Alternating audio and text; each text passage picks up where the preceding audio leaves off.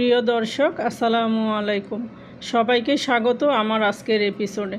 আমি আজকে আপনাদেরকে আম আর নারিকেল দিয়ে খুবই মজার একটা ডেজার্ট তৈরি করে দেখাবো। আপনারা চাইলে বাসায় এইভাবে তৈরি করতে পারেন। অসাধারণ স্বাদের একটা রেসিপি, আশা করি আপনাদের কাছে ভালো লাগবে।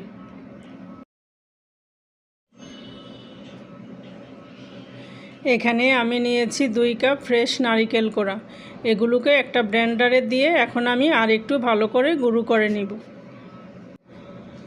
আপনারা চাইলে ড্রাই কোকোনাটটাও নিতে পারেন, ওই ক্ষেত্রে আর ব্লেন্ড করার প্রয়োজন নেই, সরাসরি প্যানে দিয়ে দিলেই হবে। এখন আমি এখানে দিয়ে দিচ্ছি 1 টেবিল চামচ ঘি। ঘিটাকে একটু গরম করে আমি এর মধ্যে দিয়ে দিব নারিকেলগুলো। সবগুলো নারিকেল আমি এর মধ্যে দিয়ে দিব।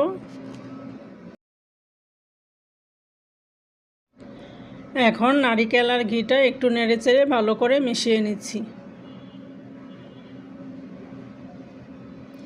এখন এখানে আমি দিচ্ছি আধা কাপ কনডেন্স মিল্ক। এই রেসিপিটা কনডেন্স মিল্ক দিয়েই করতে হবে, কারণ নারিকেলটা আমাদের আঠালো করতে হবে। যদি চিনি দেই তাহলে আঠালো ভাবটা কম আসবে, ডেজার্টটা করতে সমস্যা হবে। এখন এখানে আমি দিয়ে দিচ্ছি অল্প একটু এলাচের গুঁড়া দিয়ে এখন সব কিছুকে আমি ভালো করে একসাথে মিশিয়ে নিচ্ছি।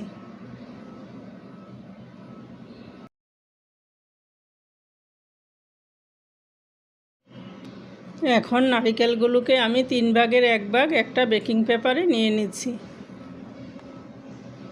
নিয়ে এখন আমি চেপে চেপে এগুলোকে লম্বা করে শেপ দিয়ে দিব।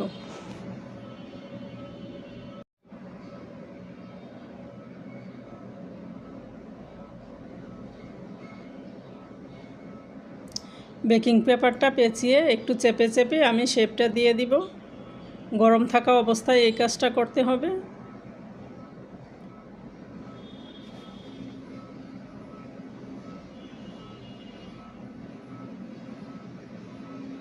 এখন আমি এগুলোকে ভালো করে পেঁচিয়ে ফ্রিজে রেখে দিব 20 মিনিটের জন্য। যেই নারিকেলগুলি বাকি আছে ওইগুলির সাথে এখন এখানে আমি দিয়ে দিচ্ছি 1 কাপ আমের পিউরি। আমের পিউরিটা দিয়ে নারিকেলের সাথে ভালো করে আমি জাল করে নিব। চুলার জালটা মিডিয়ামে রেখে আমি যেই আমের পানিটা আছে পানিটাকে শুকিয়ে নিব, যেন আঠালো হয়ে আসে। ওইভাবে আমি এগুলোকে তৈরি করে নিব। পুরটা আমার তৈরি করা হয়ে গিয়েছে, এখন আমি এগুলোকে উঠিয়ে নিচ্ছি। এখন আমি নারিকেলের যে রোলটা তৈরি করে ফ্রিজে রেখেছিলাম ওইটাকে নামিয়ে নিয়েছি। অনেকখানি শক্ত হয়ে এসেছে। এখন আমি আমের যেই পুরটা তৈরি করে রেখেছি সেটাকে এখন এই বেকিং পেপারের উপরে ভালো করে ছড়িয়ে দিব।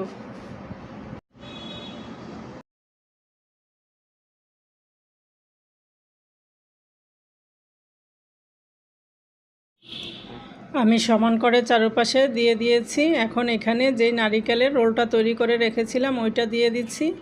দিয়ে এখন চেপে আমি এটাকে মুড়িয়ে নিব। কাজটা আলতো হাতে করতে হবে।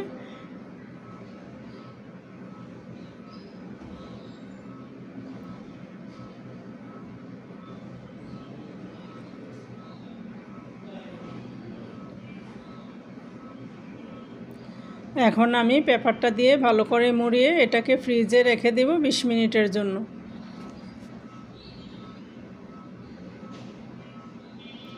20 মিনিট পর ফ্রিজ থেকে বের করে নিয়েছি।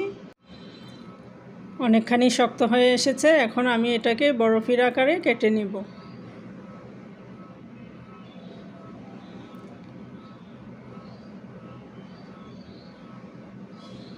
আপনারা আপনাদের পছন্দ মতো যে কোনো শেপে কাটতে পারেন। আমি এভাবে গোল গোল করে কেটে নিচ্ছি।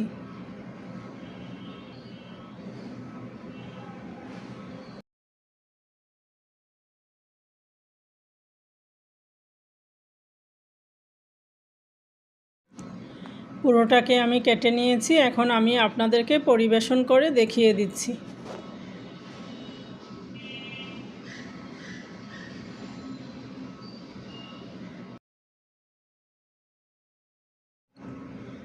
দেখতে পাচ্ছেন একদম সুন্দরভাবে তৈরি করা হয়ে গিয়েছে।